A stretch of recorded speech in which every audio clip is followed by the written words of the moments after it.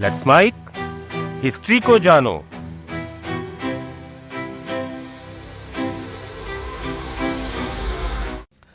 यह साल था 1258। बगदाद, जिसे मदीनत अल सलाम यानी शांति का शहर कहा जाता था, अपने 500 साल पुरानी विरासत के गुरूर में डूबा हुआ था। यह दुनिया का पहला शहर था जिसकी आबादी 10 लाख यानी 1 मिलियन लोगों की हो गई थी। यहाँ पर एरिस्टोटल और प्लेटो की फिलॉसफी पर डिबेट होती थी। बाजार में चीन का रेशम, भारत के मसाले और अफ्रीका का सोना बिकता था। लेकिन इस शानो शौकत के बीच एक ऐसी दहशत आने वाली थी जिसे यहाँ का खलीफा देख नहीं पा रहा था या शायद देखना नहीं चाहता था। शहर के ईस्ट से एक लड़ाके ने ऐसा तूफान खड़ा किया जिसने स्टेपीज की घास से लेकर पहाड़ों की चोटियों तक सब कुछ रौंद डाला था। ये चंगेज खान नहीं था, लेकिन उसका पोता था। ये वो शख्स था जिसने इतिहास की दिशा को हमेशा के लिए बदल दिया। इस लड़ाके ने न सिर्फ इस्लाम के खलीफा को बुरी मौत दी, बल्कि शहर में इस कदर कत्लेआम मचाया कि खुद इस लड़ाके को शहर के बाहर तंबू लगाने को मजबूर होना पड़ा। यह लड़ाका कोई और नहीं बल्कि हलाकू खान था, जिसने क्रूरता के तरीके चंगेज खान से सीखे थे। लेकिन ऐसा क्या हुआ कि हलाकू खान ने बगदाद जैसे शहर को खत्म कर दिया? क्या यह बगदाद का घमंड था जिसे चूर करने के लिए हलाकू खान ने भयानक तबाही मचाई, या फिर हलाकू खान को ही क्रूरता का ऐसा प्रदर्शन करना था कि पूरी दुनिया के सामने वो एक एग्जाम्पल सेट कर सके? या फिर कहानी कुछ और ही है जो अक्सर लोगों को बताई नहीं जाती? ये सब कुछ जानेंगे आज के इस वीडियो में, तो एंड तक जरूर देखिएगा, क्योंकि अपना इतिहास नहीं जानोगे तो खुद को कैसे पहचानोगे। बगदाद पर हुए इस हमले को समझने के लिए हमें अब्बासिद खिलाफत और 13वीं सदी के जियोपॉलिटिकल कंडीशंस को गहराई से समझना होगा। अब्बासिद वो खिलाफत थी जो अपने पीक पर स्पेन के बॉर्डर से लेकर सिंध तक फैली हुई थी। आज के करीब 28 देश इस एम्पायर का हिस्सा थे। इसमें Syria, Saudi Arabia, Kuwait, Palestine, Israel, Egypt, Iran, Turkey, Afghanistan और यहाँ तक कि पाकिस्तान जैसे देश भी इसमें शामिल थे।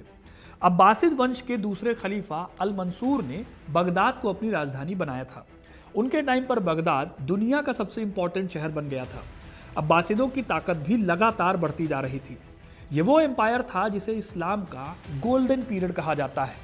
बगदाद इस वक्त पर खूब फला फूला। यहाँ पर साइंस, लिटरेचर, आर्किटेक्चर, कल्चर सबका चौतरफा डेवलपमेंट हुआ। एक तरह से इस्लाम के डेवलपमेंट की असली नींव इस शहर और इस साम्राज्य में पड़ी। इस्लामिक शरिया का जन्म यहीं पर हुआ। हदीथ को यहीं पर कंपाइल किया गया। मदरसे और कॉलेज खोले गए। दुनिया भर के लोगों का यहाँ आना जाना होने लगा। जल्दी ही ऐसा हुआ कि अब्बासिदों की राजधानी दुनिया का सबसे बड़ा शहर बन गई, जहां 10 लाख लोग रहते थे। इसी दौर में बैतल हिकमत नाम की एक लाइब्रेरी थी, जिसे इंसानी इतिहास की सबसे बड़ी लाइब्रेरी माना जाता था। दुनिया भर के तमाम ग्रंथ इस लाइब्रेरी में मौजूद थे। बगदाद वो शहर था जहां पर मैथ्स पर रिसर्च हो रही थी। एक से बढ़कर एक किताबें लिखी जा रही थी। वहीं ग्रीक, लैटिन और संस्कृत जैसे कई ग्रंथों का ट्रांसलेशन यहाँ पर शुरू किया गया था। यह सब इसलिए पॉसिबल था क्योंकि अब्बासिद काफी ताकतवर खलीफा थे और उनकी जिम्मेदारी थी इस्लाम को डेवलप करना और उसका प्रसार करना। लेकिन 13वीं सदी आते आते अब्बासिद खिलाफत काफी कमजोर हो गई थी। इस टाइम पर खलीफा थे अल मुस्तसिम बिल्लाह। अब ये नाम के खलीफा रह गए थे। इनके पास वो ताकत नहीं थी कि वो एक इशारे पर लाखों की फौज खड़ी कर सके। लेकिन इसका मतलब ये नहीं था कि वो ताकतवर नहीं थे। असल में उसके पास वो नाम था जिसके दम पर वो पूरे इस्लामिक वर्ल्ड को अपने पीछे खड़े कर सकते थे। वो खुद को अल्लाह का साया कहते थे, क्योंकि ये खुद को खलीफा कहते थे। खलीफा यानी मुसलमानों का सबसे बड़ा पॉलिटिकल नेता, और इसी मुगालते ने खलीफा को घेर रखा था। लेकिन बगदाद की सच्चाई 13वीं सदी में काफी बदल गई थी। अंदरूनी तौर पर इस टाइम पर बगदाद खोखला होता जा रहा था। शिया और सुन्नी में टेंशन बढ़ती जा रही थी। दंगे फैल रहे थे। भारी टैक्स से जनता परेशान तो थी ही, लेकिन टिग्रिस नदी की बाढ़ से किसान और आम आदमी की कमर भी टूट चुकी थी। खलीफा के वजीर और उनके ऑफिशियल्स उस दौर में जब लोगों के लिए काम करना चाहिए था, उनकी हेल्प करनी चाहिए थी, तब वो अपनी कुर्सी को बचाने में ऐसे बिजी थे कि उन्हें दिखा ही नहीं कि बगदाद के बॉर्डर पर एक बहुत बड़ा तूफान भी खड़ा है। इस तूफान का नाम ही था Hulagu Khan. Hulagu Khan Genghis Khan का पोता था। उसके पास मंगोलों की वो खतरनाक और बेहद डिसिप्लिन फौज थी जो सिर्फ या तो जीतना जानती थी या फिर मिटा देना। हलाकू खान सिर्फ एक योद्धा नहीं था, उसके बारे में कहा जाता है कि वो बेहद चालाक और बहुत ही बेरहम स्ट्रेटजिस्ट भी था। अक्सर लोग मंगोलों को सिर्फ अनपढ़ या लुटेरा समझ लेते हैं, जबकि वो टेक्नोलॉजिकली बहुत ज़्यादा एडवांस थे। हलाकू की फौज में सिर्फ सेना नहीं होती थी, बल्कि वो अपने आप में एक चलता फिरता शहर लेकर चलता था। घुड़सवारों के अलावा उसके पास हजारों चाइनीज इंजीनियर थे। इनको बारूद और नेफ्था का अच्छा खासा इस्तेमाल करना आता था। नेफ्था असल में आग लगाने वाला एक लिक्विड होता था जिसे तीर में लगाकर ये लोग आग लगा देते थे। यही नहीं, उसकी सेना में आर्मेनियाई और जॉर्जियाई सैनिक थे। ये लोग पहले से ही मुसलमानों से अपना पुराने दुश्मनी का हिसाब किताब अदा करना चाहते थे। इस तरह हलाकू के पास अच्छी खासी फौज थी जो शहर को ध्वस्त कर सकती थी, और इसका अच्छा खासा इस्तेमाल भी हलाकू खान ने किया। हलाकू खान ने साइकोलॉजिकल वॉर छेड़ी। बगदाद की तरफ बढ़ने से पहले उसने असैसिन्स के उन किलों को मिट्टी में मिला दिया जिन्हें दुनिया अजेय मानती थी। जब हलाकू खान ने पहाड़ पर मौजूद अलमुत का किला फतेह कर लिया तो दुनिया को समझ आया कि पहाड़ चीरने वाले मंगोलों के सामने बगदाद महज एक खिलौना है। लेकिन खलीफा अल मुस्तसिम अपने महलों की दीवारों के पीछे घमंड में चूर बैठा रहा। उसने हलाकू खान जैसे खूंखार मंगोल को सीरियसली ही नहीं लिया। इतिहासकार रशीद अल दीन की मशहूर किताब जामी अल तवारीख में उस दौर के डिप्लोमेटिक ड्रामे की बड़ी इंटरेस्टिंग स्टोरी मिलती है। वो बताते हैं कि पहले हलाकू खान ने एक लेटर खलीफा को भेजा। इसमें लिखा था, अगर तुम सूरज की तरह चमकना चाहते हो तो झुक जाओ, वरना अंधेरा तुम्हें निगल लेगा। अपनी दीवारें गिरा दो, अपनी खाइयां भर दो और मेरी अधीनता को स्वीकार करो। अगर तुमने ऐसा नहीं किया तो मैं तुम्हारे ही महलों में कब्र नसीब होने नहीं दूंगा। इतना खतरनाक लेटर पढ़ने के बाद खलीफा ने भी अपने वजीर इब्न अल अलकामी की सलाह पर एक लेटर लिखा। उसने लिखा, नौजवान, तुम्हारी किस्मत ने तुम्हें कुछ दिन के लिए चमकने का मौका दिया है, लेकिन मत भूलो कि मैं पूरे इस्लामिक उम्मा का केंद्र हूं। मेरे एक इशारे पर मराकश से लेकर खुरासान तक के मुसलमान तलवारें उठा लेंगे। अब ये ठीक वैसे ही बात थी कि आपने एक लाइटर जलते देखा तो उस पर पेट्रोल डाल दिया। यह ऐसी गलती थी जिसने पूरी एक सभ्यता को जलाकर राख कर दिया। खलीफा को लगा था कि काहिरा के मामलूक हों या तुर्की के सुल्तान, उसके बुलाने पर सब दौड़े चले आएंगे। लेकिन सच्चाई ये थी कि खलीफा की खिलाफत की किसी को पड़ी ही नहीं थी। हर ताकतवर सुल्तान उस दौर में अपनी सल्तनत को बचाने की फिराक में था। फिर आती है 1258 की वो सर्द और धुंधली सुबह, जब बगदाद के लोगों ने शहर की दीवारों के पास धूल का गुबार देखा। मंगोलों ने पूरे शहर को ऐसे घेर रखा था कि बचना इम्पॉसिबल था। दरअसल हलाकू जिस तरह से शहर को घेरता था वो सबके बस की बात नहीं थी। उसके पास शानदार इंजीनियर थे, मैंने बताया आपको। इनके दम पर उसने टिग्रिस नदी पर नावों का एक लंबा और मजबूत पुल बनाया। ऐसा इसलिए किया गया ताकि शहर की सप्लाई लाइन तो कट ही जाए, कोई नदी के रास्ते भाग ना सके और खलीफा को हेल्प भी ना मिल सके। इसके बाद मंगोलों ने शहर के चारों तरफ गहरी खाइयां खोदी और लकड़ी की ऊंची ऊंची फेंसिंग खड़ी कर दी। दूर से अगर आप बगदाद को देखो इस टाइम पर तो ऐसा लगता था बिल्कुल एक पिंजरे में बंद शहर हो गया हो। खलीफा के पास इस एडवांस फौज से लड़ने के लिए 30,000 की फौज थी, लेकिन इन लोगों को लड़ने से ज्यादा परेड करना आता था। अब जब ये फौज बाहर निकली तो मंगोलों ने एक खतरनाक चाल चली। उन्होंने पास में दुजैल नहर के बांध को काट दिया। रातों रात खलीफा की फौज पानी और कीचड़ के घेरे में फंस गई। जो सैनिक नहीं डूबे उन्हें मंगोल तीरंदाजों ने वहीं ढेर कर दिया। कुल मिलाकर रिजल्ट ये था कि बगदाद के पास बचने का कोई रास्ता नहीं था। लेकिन हलाकू खान के सिर पर अब खून सवार था, उसे अब सबक सिखाना था। 29 जनवरी से हलाकू खान ने और भयानक हमला शुरू किया। मंगोलों के पास 138 बड़े कैटापुल्ट्स थे। इनको दीवारें तोड़ने वाली मशीन की तरह इस्तेमाल किया जाता था। चाइनीज इंजीनियर्स ने मिट्टी के बर्तनों में नेफ्था और बारूद भरकर ऐसे गोले तैयार किए कि टकराते ही आसपास आग लगा देते थे। ठीक वैसे ही जैसे बाहुबली मूवी में सीन दिखाया गया, आपने देखा होगा उस सीन को। बगदाद की दीवारें जो सदियों से मजबूती का प्रतीक थी, अब मिट्टी के ढेरों की तरह भर भरा कर गिर रही थी। शहर के अंदर हाहाकार मचा था। लोग मस्जिदों में इकट्ठा होकर रो रहे थे, दुआएं मांग रहे थे। लेकिन बाहर हलाकू खान को इन सबसे कोई मतलब नहीं था। उसे अपने खलीफा को अब सबक सिखाना था। उधर खलीफा, उसको भी अपनी गलती आखिर में समझ में आई। उसने हलाकू के पास सोने, जवाहरात और कीमती कपड़ों से लदे हुए दूत भेजे ताकि एक एग्रीमेंट हो जाए, समझौता हो जाए। लेकिन हलाकू ने जो जवाब दिया वो इतिहास का सबसे बड़ा ताना बन गया। उसने कहा, तुम्हारी ये दौलत, ये हीरे मेरे घोड़ों के खुरों की धूल के बराबर भी नहीं। मुझे शहर चाहिए, खजाना नहीं। फिर 10 फरवरी 1258 का दिन आया जब 500 साल पुरानी अब्बासिद सल्तनत का सूरज हमेशा के लिए डूब गया। खलीफा अल मुस्तसिम अपने बेटों और 3000 दरबारियों के साथ हलाकू के कैंप में पहुंचा। वो शख्स जो खुद को खुदा का नुमाइंदा और दुनिया का सबसे ताकतवर बादशाह कहता था, आज ये खाना बदोश योद्धा के तंबुओं के बाहर धूल में बैठा था। हलाकू ने खलीफा को अपनी तरफ देखा भी नहीं और कहा, तुमने अपनी रजाई में जो करोड़ों का खजाना छुपाया था, वो अगर तुमने अपनी फौज की तनख्वाहों और शहर की दीवारों पर खर्च किया होता तो आज तुम्हें मेरे सामने इस तरह से नहीं झुकना पड़ता। इसके बाद जो हुआ उसे सुनकर आज भी कई लोग खौफ से भर जाते हैं।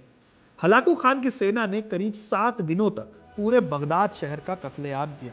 हलाकू का ऑर्डर बिल्कुल क्लियर था, जो कुछ भी शानदार है उसे मिट्टी में मिला दो। अंजाम यह हुआ कि बगदाद की वो गलियां जहां कभी शायरी गूंजती थी, वहां खून की नदियां बह रही थी। मरने वालों की तादाद पर आज भी बहस होती है। कोई इसे 8 लाख कहता है तो कोई 20 लाख, लेकिन सच्चाई ये है कि उस दिन इंसानों के साथ साथ एक पूरी सभ्यता की आत्मा का कत्ल हुआ था।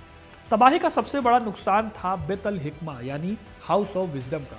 यहाँ सदियों की रिसर्च, यूनानी फिलॉसफी के ओरिजिनल टेक्स्ट, इंडियन मैथमेटिक्स की महान खोजें और अरबी विज्ञान के वो रहस्य जो शायद दुनिया को 500 साल आगे ले जा सकते थे, मंगोलों ने उन लाखों किताबों को उठाकर टिग्रिस नदी में फेंक दिया। कहा जाता है कि टिग्रिस नदी का पानी पहले शहीदों के खून से लाल हुआ और फिर हफ्तों तक उन किताबों की स्याही से काला पड़ गया। ये स्याही दरअसल उस दौर की उन किताबों से निकली थी जो पानी में बह रही थी। तबाही इस कदर थी कि पूरे शहर में लाशों से सड़ांध पैदा हो गई। इस सड़ांध से वो बदबू उठी कि हलाकू खान को भी अपना तंबू छोड़कर दूर जाके कैंप लगाना पड़ा।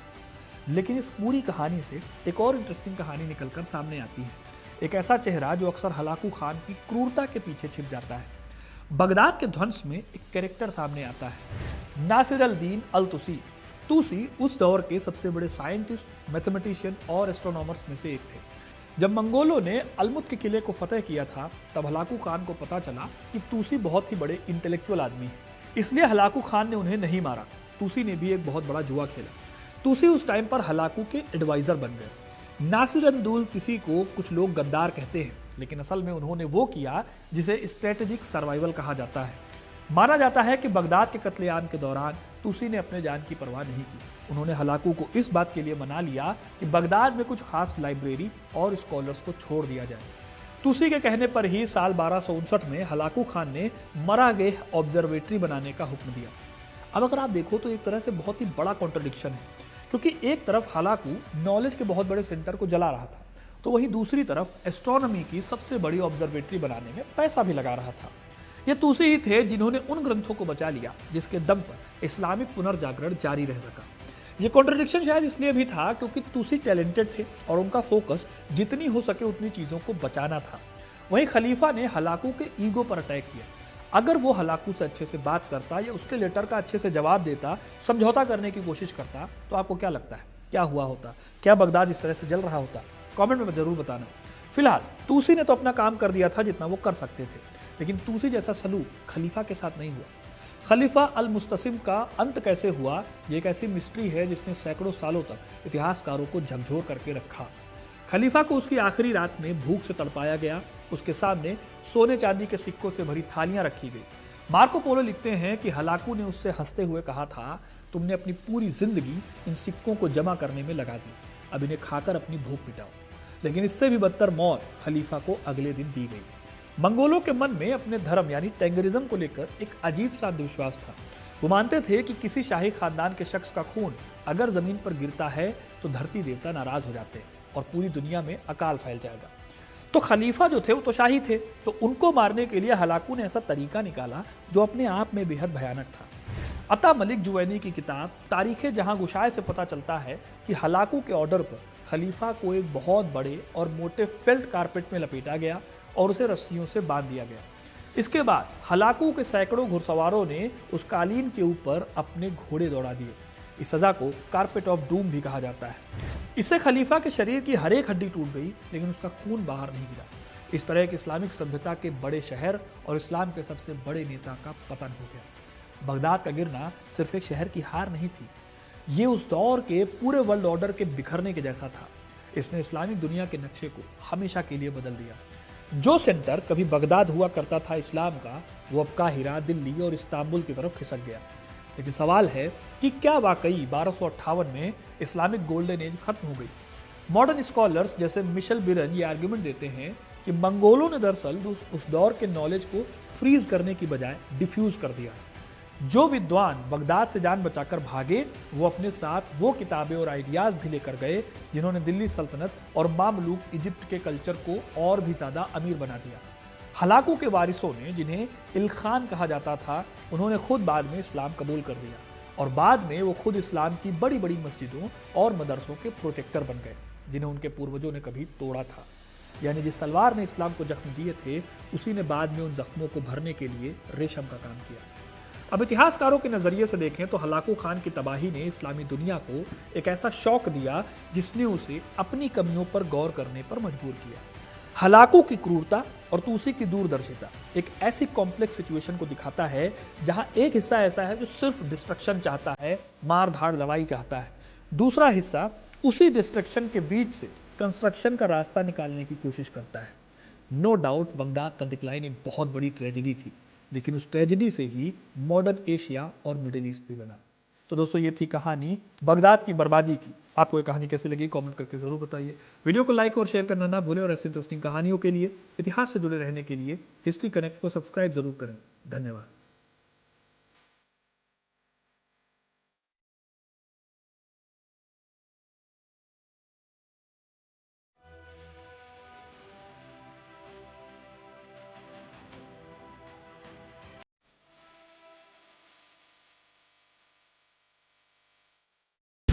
आप सुन रहे थे let's mind modern radio. Follow कीजिए हमें हमारे सोशल मीडिया प्लेटफॉर्म्स पर।